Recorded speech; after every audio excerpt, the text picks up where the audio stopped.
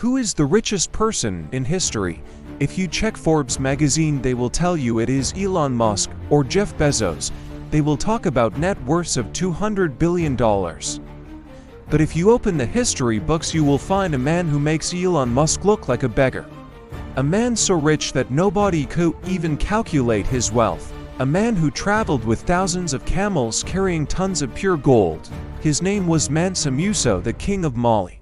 And in the year 1324 he went on a road trip that changed the world economy forever. He is famous for being rich.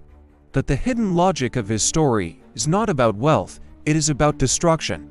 He is the only man in history who destroyed an entire country's economy just by being generous. To understand this event, we have to look at West Africa in the 14th century.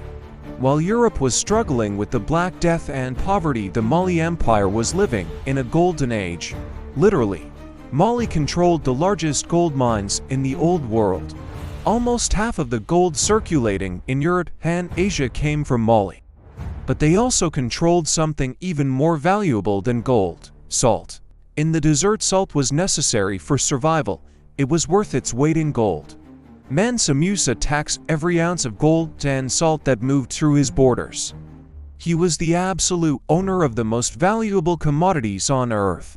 In 1324, as a devout Muslim, he decided to go on a pilgrimage to Mecca. This was not a simple vacation. It was a statement of power. He took 60,000 people with him. Imagine a moving city walking across the Sahara desert. Soldiers, slaves, merchants, and camels. Each camel carried 300 pounds of gold dust. Even the walking sticks of the servants were covered in gold. When this caravan arrived in Cairo in Egypt, it was a spectacle unlike anything the world had ever seen. The Sultan of Egypt was shocked. Mansa Musa was incredibly generous. He gave gold to the poor in the streets. He bought souvenirs at insane prices. He tipped the hotel workers with gold bars.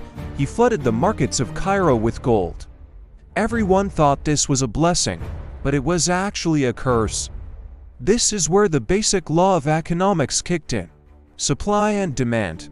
Gold is valuable because it is rare. But because Mansa Musa gave away so much of it, gold was no longer rare in Cairo. It was everywhere. Suddenly the value of gold crashed. Since gold was the currency, this meant massive inflation. Prices of goods skyrocketed.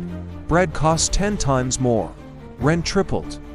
The economy of Egypt collapsed overnight because there was too much money. It took 10 years for the economy of Cairo to recover from Mansa Musa's visit. Think about that. One man spent so much money during a weekend trip that he caused a decade of recession.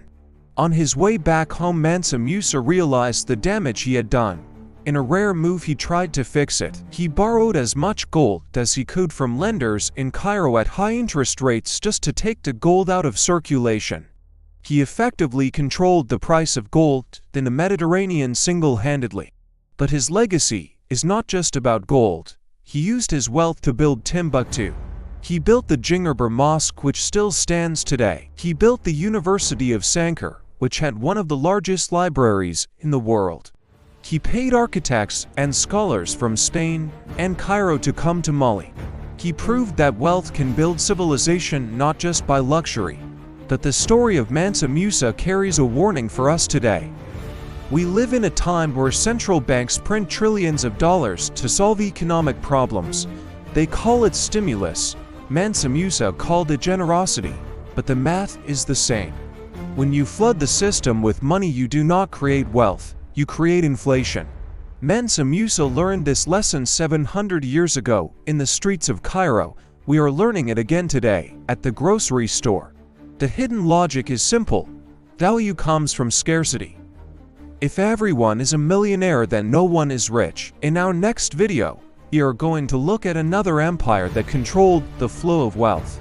But they didn't use gold mines, they used geography. They blocked the road between East and West and forced Europe to find a new path to India. They are the reason America was discovered. Get ready for the Ottoman Empire. Subscribe to Hidden Logic to understand the economics of history. See you in the next one.